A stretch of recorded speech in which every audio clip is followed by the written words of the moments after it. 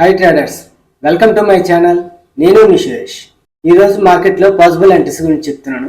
Previous డేకి వెళ్ళినట్టయితే నిన్న మార్కెట్లోని 48,600 దగ్గర నుంచి 48,400 వరకు మార్కెట్ ఈ మధ్యలోనే నడిచింది. మార్కెట్ నిన్న ఈ రేంజ్లోనే మార్కెట్ పైకి కిందకి వచ్చింది. అయితే ఈరోజు మార్కెట్ ప్రిడిక్ట్ చేస్తున్నప్పుడు ప్రీవియస్ డే మార్కెట్ కూడా మనం అనలైజ్ చేస్తూ ఉండాలి. ఇది చూడండి, ఇది నిన్నటి మార్కెట్ కంటిన్యూషన్ అన్నమాట. అంటే నిన్నటి మార్కెట్లో పైనుంచి కిందకు వస్తున్నప్పుడు మనకి ఇక్కడ చేంజ్ ఆఫ్ క్యారెక్టర్ అయింది.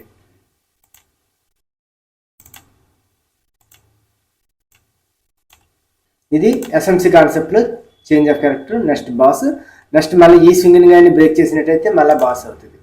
ఎందుకంటే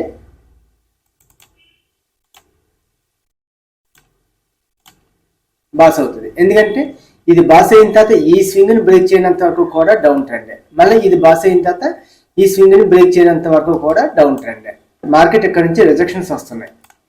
ఈ రిజెక్షన్స్ వస్తున్నప్పుడు మనం బ్యాక్ సైడ్ ఏముంది అనేది మనం చూసుకున్నాం అనుకోండి. ఇక్కడ ఒక లైన్ గీసుకొని మనకి మార్కెట్ బ్యాక్ సైడ్ ఏముందో చూస్తే ఇక్కడ చూడండి, నెంబర్ ఆఫ్ టైమ్స్ రిజెక్షన్స్ అవుతున్నాయి. కాబట్టి మనం ఇక్కడ ఒక జోన్ కింద గీసుకున్నాం అనుకోండి. ఈ ఏరియా అంతా ఇలా జోన్ కింద గీసుకుంటే, ఎందుకంటే మార్కెట్ ఇక్కడి నుంచి పైకి వెళ్ళింది కాబట్టి ఇది స్ట్రాంగ్ సపోర్ట్. ఇక్కడికి వచ్చేటప్పటికి రెసిస్టెన్స్ అవుతుంది కాబట్టి ఇక్కడ నుంచి నెంబర్ ఆఫ్ టైమ్స్ మనకి రిజెక్షన్స్ అవుతున్నాయి. కాబట్టి ఇక్కడ మనం ఎంట్రీ ప్లాన్ చేయొచ్చు అనమాట. ఇక్కడ కానీ ఎంట్రీ తీసుకున్నాం అనుకోండి, మనకి ఇలాగా డౌన్ఫాల్ అయింది. ఇలా డౌన్ఫాల్ అవుతూ మనకి ఒక ప్యాటర్న్ క్రియేట్ చేసుకుంటూ వచ్చింది. ఈ వెజ్ ప్యాటర్న్ వచ్చిన తర్వాత ఇక్కడ నుంచి పైకి వెళ్తుంది. పైకి వెళ్తున్నప్పుడు మనం లెఫ్ట్ సైడ్ ఇంకేమైనా ఉన్నాయేమో అని చూసుకోవాలి. ఇది ఒక ఆర్డర్ బ్లాక్.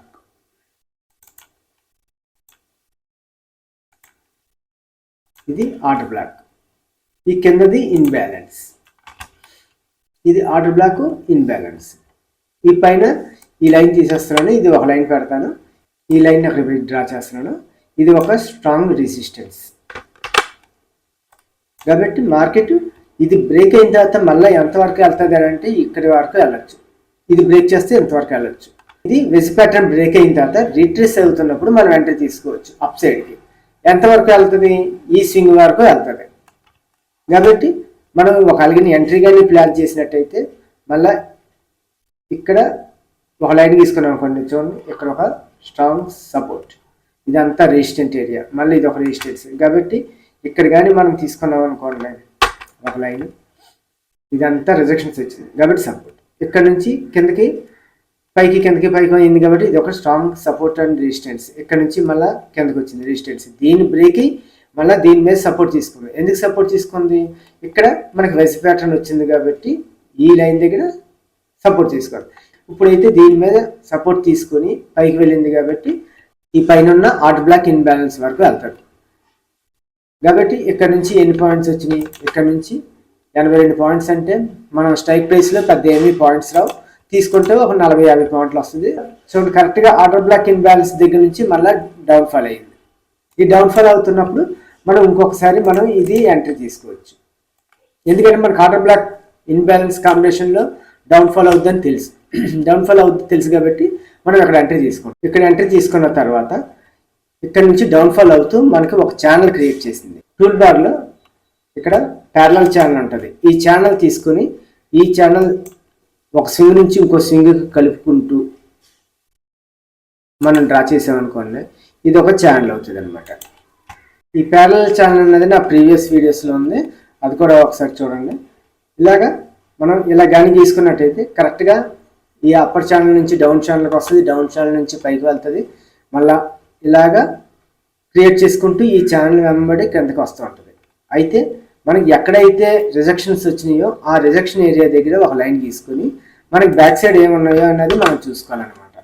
అంటే ఇక్కడ నుంచి ఇదంతా డౌన్ఫాల్ మనం క్యాచ్ చేస్తున్నట్టు ఈ parallel channel upper line break అవ్వనంతసేపు కూడా మనం ట్రేడ్లో ఉండొచ్చు. ఎప్పుడైతే బ్రేక్ అయిందో మనం నెక్స్ట్ లెవెల్ ఎక్కడ ఉందో చూసుకుని మనం ఎగ్జిట్ అవ్వాలి, లేదంటే ఇక్కడ ఎగ్జిట్ అయిపోయినా పర్వాలేదు. ఇప్పుడు చూడండి, ప్యారలల్ ఛానల్ ఇలాగ వస్తున్నప్పుడు ఇక్కడ నుంచి రిజెక్షన్స్తో పైకి వెళ్ళింది. పైకి వెళ్తున్నప్పుడు మనం ఒకసారి బ్యాక్ సైడ్ ఏముందనేది మనం చూసుకోవాలి. ఇలా చూసుకున్నప్పుడు ఇక్కడ చూడండి, కరెక్ట్గా ఇదంతా strong support and resistance level. ఈ లెవెల్లో కానీ మనం కానీ జోన్ తీసుకున్నాం అనుకోండి,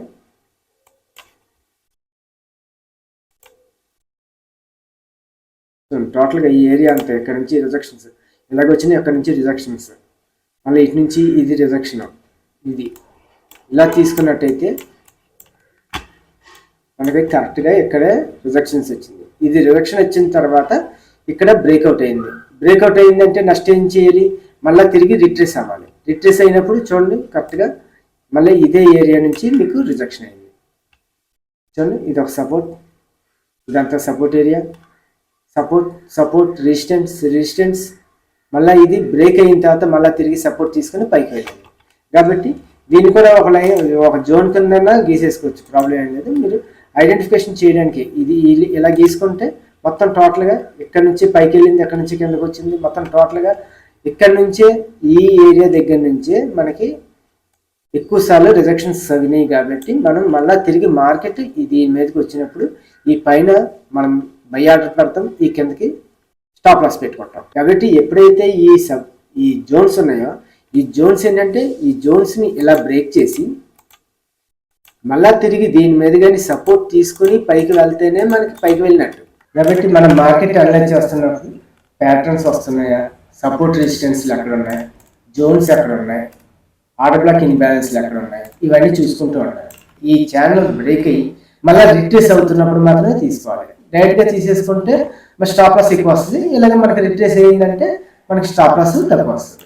ప్యాటర్న్ వచ్చిందంటే దీని అర్థం ఏంటి, పైకి వెళ్ళచ్చు.